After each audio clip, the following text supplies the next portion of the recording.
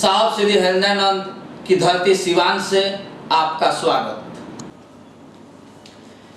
Page 143 में साहब लिखते हैं, शिव की शिष्यता में दया, चर्चा एवं नमन का क्या महत्व है।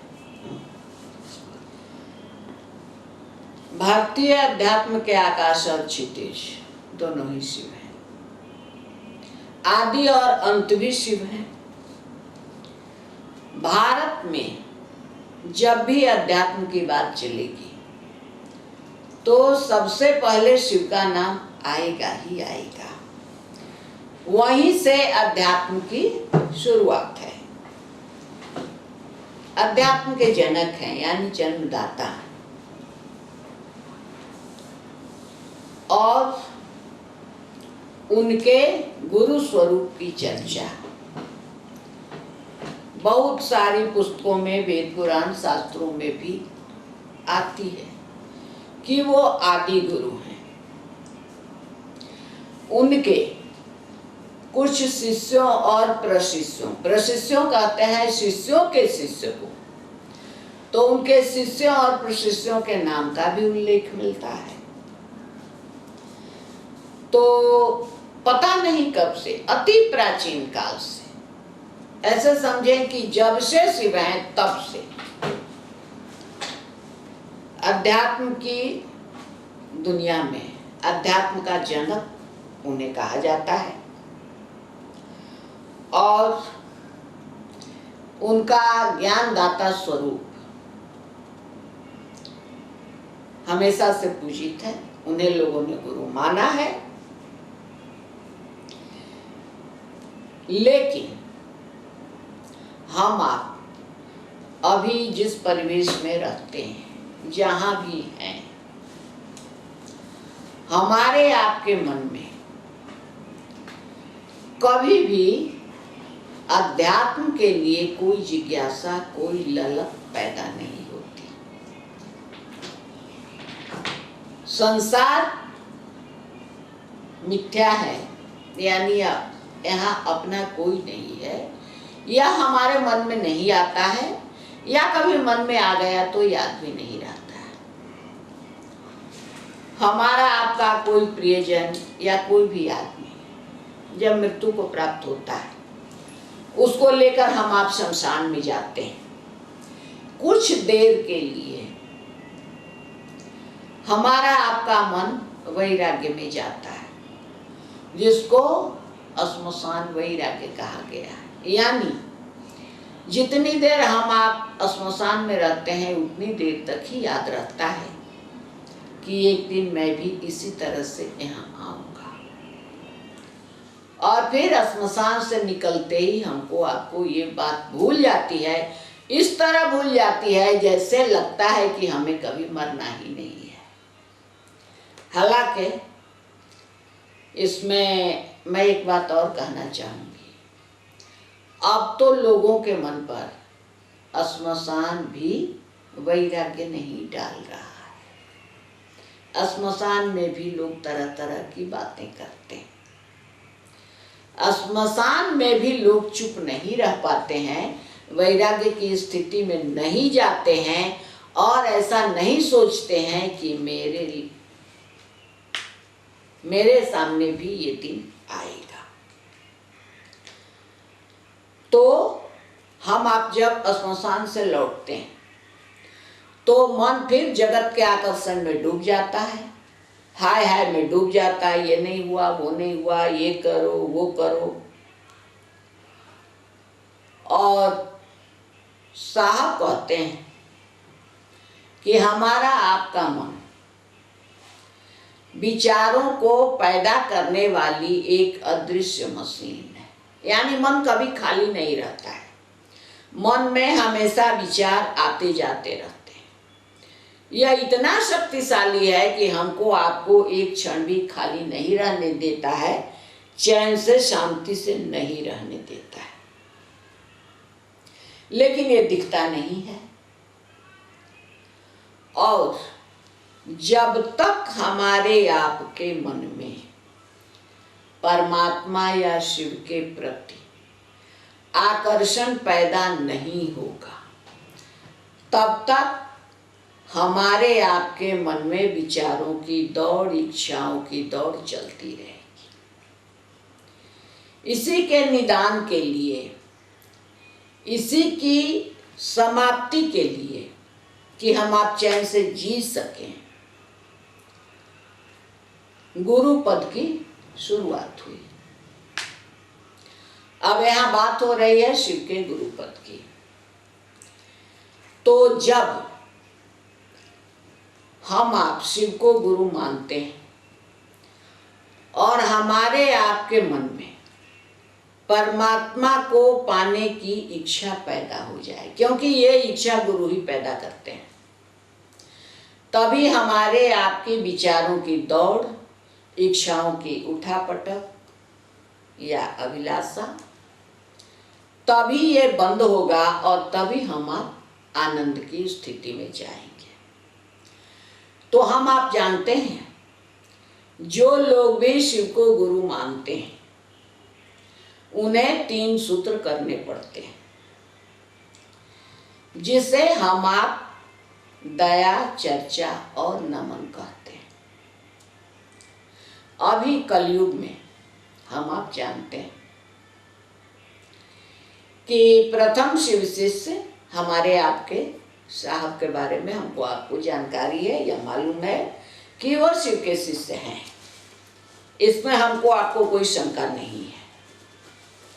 लेकिन उन्होंने तो कोई सूत्र नहीं किया। जिस समय शिव को गुरु माना साहब ने, उस समय कोई सूत्र मंत्र था भी नहीं। तो फिर भी वो शिव के शिष्य बने। हमको आपको जो ये कहा जा रहा है कि तीन सूत्र करिए, दया, चर्चा और नमन, ये क्यों? इस पर हम लोग संक्षेप में विचार करें। देखिए, यहाँ बात हो रही है शिव से गुरु और शिष्य की रिश्ता लगाने की। काहे लिए?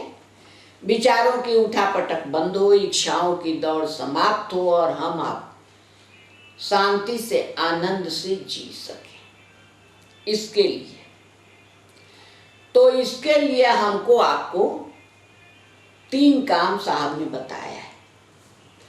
क्योंकि अभी हम आप शिव को गुरु मान लेते हैं, केवल मानते हैं, ये केवल विचार में है और केवल विचार से कोई रिश्ता नहीं बनता। क्योंकि विचार बहुत कमजोर होते हैं, विचार बहुत जल्दी टूटते हैं, बहुत जल्दी हम आप भूल जाते हैं, फिर दूसरे विचार पर आ जाते हैं। और यहाँ बात हो रही है गुरु शिष्य के रिश्ते की।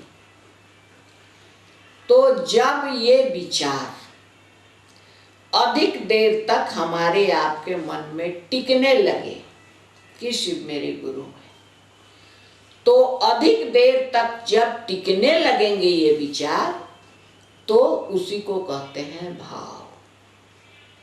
भाव भी टूटते हैं लेकिन जल्दी नहीं टूटते हैं। विचार से थोड़ा मजबूत भाव होता है। और यही भाव, ये दया, चर्चा और नमन करते करते करते करते एक दिन यही भाव जो कभी कभी मन में आता था, कुछ देर तक टिकता था, अब वो हमेशा के लिए मन में अड्डा जमा लेता है कि शिव मेरे गुरु हैं। तभी हम आप शिव का शिष्यत्व पा सकते हैं, अपने गुरु की दया के योग्य बन सकते हैं। और इसीलिए साहब ने हमको आपको दया, चर्चा और नमन की विधा कहिए, उपाय कहिए, युक्ति कहिए, साधन कहिए, साहब ने बताया कि अपने गुरु से दया मांगिए, अपने गुरु की चर्चा करिए, अपने गुरु को प्रणाम करिए, तो आप गुरु से जुड़ जाएंगे। अभी आपके मन में जो केवल विचार है वो भाव में परिणत हो जाएगा। एक दिन यही भाव प्रेम में बदल जाएगा और आप शिष्य बन जाएंगे। इसीलिए हमको आपको ये दया, चर्चा और नमन करना है। इसमें प्रथम सूत्र दया है। तो दया कैसे मांगना है, क्या करना है, इसको हम आप समझें। अपने गुरु भगवान शिव से शिष्य होने के लिए दया मांगनी है। यहां ध्यान देना है, शिष्य होने के लिए दया मांगनी है। लेकिन हम आप 3 सूत्र तो जानते हैं, मानते भी हैं 3 सूत्र करना है। लेकिन हम आप जब दया मांगते हैं तो दूर दूर तक हमको ये ख्याल भी नहीं रहता है, याद भी नहीं रहता है कि हम शिष्य बनने के लिए दया मांगे, शिष्य बनने के लिए दया मांग रहे हैं, ऐसा हमारे आपके मन में नहीं रहता है। लेकिन अपने गुरु से दया मांगने के समय यदि हमारे मन में ये बात है कि हम शिष्य बनने के लिए दया मांग रहे हैं, ऐसी दया करें हमारे गुरु शिव कि हम उनके शिष्य बन जाएं, यानी समर्पण की बात। हम जो कहते हैं कि हे शिव आप मेरे गुरु हैं, मैं आपका शिष्य हूं, मुझ शिष्य पर दया कर दीजिए। हे शिव आप मेरे गुरु हैं और मैं आपका शिष्य हूं। दोनों बात का एक ही माने मतलब नहीं है। सुनने में एक जैसा ही लगता है, आप मेरे हैं और मैं आपका हूं, क्या अंतर है? दोनों बात का मतलब एक ही है, लेकिन नहीं, दोनों का मतलब एक ही नहीं है। जब हम आप कहते हैं कि हे शिव आप मेरे गुरु हैं,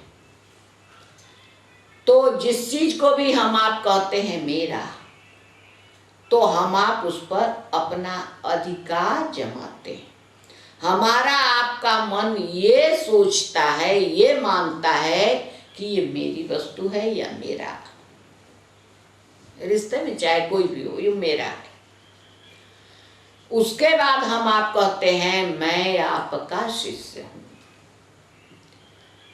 यहां हम क्या कहते हैं?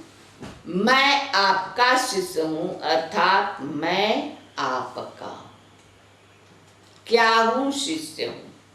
शिष्य का मतलब क्या होता है? शिष्य का एक ही मतलब होता है कि जो आप चाहते हो वही मैं करूंगा। बस शिष्य का इतना ही मतलब होता है, जो भी आप चाहते हो वो मैं करूंगा ही करूंगा, चाहे कैसे भी परिस्थिति मेरे सामने आए। शिष्य का यही मतलब होता है। अर्थात हम आप अपने गुरु से वादा करते हैं, पहले दावा जताते हैं, उसके बाद पीछे से वादा भी करते हैं, फिर कहते हैं मुझ शिष्य पर दया करिए। यानी हम जब शिष्य हैं, अर्थात हम जब गुरु की आज्ञा को हर हालत में, गुरु के आदेश को करने के लिए तत्पर हैं, तैयार हैं, चाहे कुछ भी हो जाए, तब हम पर दया करिए। यानी मैं आपका शिष्य हूं, तब मुझ पर दया करिए। शिष्य हूं मतलब आप जो भी कहते हैं, जो भी चाहते हैं, वो मैं करने के लिए तैयार हूं। तब फिर पीछे से हमारा अधिकार बनता है कि मुझ पर दया करिए। तो शिव की शिष्यता में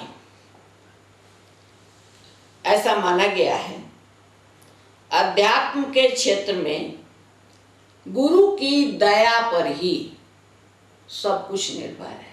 शिष्य का जीवन मरण या लौकिक जीवन या यहाँ से जाने के बाद भी बहुत सारे लोगों का वर्णन है, पता नहीं कितने हैं, मुझे नहीं मालूम, लेकिन यहाँ के बाद भी बहुत बड़ी दुनिया है, तरह तरह के लोग हैं, तरह तरह के प्राणी हैं वहाँ, उस बारे में भी उल्लेख आता है।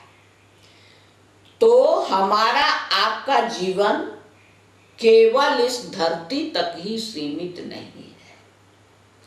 यहाँ से जाने के बाद भी भले शरीर यहाँ रह जाए, लेकिन हमारा आपका जीवन रहता है। साहब बताते हैं एक जीव की आयु कम से कम 1 लाख वर्ष होती है। यानी हम आप शिव से आए हैं, तो फिर शिव में मिलने के लिए 1,00,000 वर्ष तक इंतजार करना है। 1,00,000 वर्ष के बाद हम आप शिव में मिल पाएंगे, ऐसा कहते हैं, ग्रंथ कहते हैं। लेकिन हम लोगों के साथ ऐसा नहीं है, क्योंकि हम लोगों ने शिव को गुरु माना है। तो अध्यात्म के क्षेत्र में गुरु की दया सर्वोपरि है। गुरु की दया से ही लौकिक या पारलौकिक दोनों जीवन निर्भर है। यानी यहाँ हम जो हैं वो, और इसके बाद भी यदि कहीं जाएंगे वहां, तो हम आप जब दया मांगे तो हम आप बस इतना मन में रखें कि दया करिए कि मैं आपका शिष्य हो जाऊं, क्योंकि ये गुरु की दया पर निर्भर है। और गुरु शिष्य का संबंध एक जन्म का ही नहीं होता है, ये जन्मों का संबंध है। बल्कि हमारे आपके ग्रंथ तो यहाँ तक कहते हैं कि यदि सच्चे गुरु हैं, यानी सदगुरु की शरण में है। यहाँ ध्यान देना है कि पहले तो शिव गुरु होते नहीं थे, इसलिए लोग सदगुरु के बारे में लिखा। लेकिन हमारे आपके गुरु तो शिव हैं। किसी सदगुरु से क्या, सारे गुरुओं से ऊपर है, गुराधिपति कहा गया। तो जब मानव गुरु के बारे में ऐसा कहा गया कि ये एक जन्म का संबंध नहीं होता है, गुरु की जिम्मेवारी है कि जब तक शिष्य शिव नहीं बन जाता है, तब तक चाहे जितने जन्म हो, गुरु उसकी बाह नहीं छोड़ते। ये कब होगा? जब गुरु की दया के पात्र हम आप बनेंगे, तब दया के पात्र बनेंगे, रिश्ता बनेगा, और गुरु की दया पर ही सब कुछ निर्भर है। इसलिए हम आप पहले अपने गुरु से दया मांगते हैं। सुनने में ये लगता है बड़ा कठिन है कि शिव से जन्म जन्म का रिश्ता बन जाए, लेकिन हमारे आपके गुरु शिव हैं।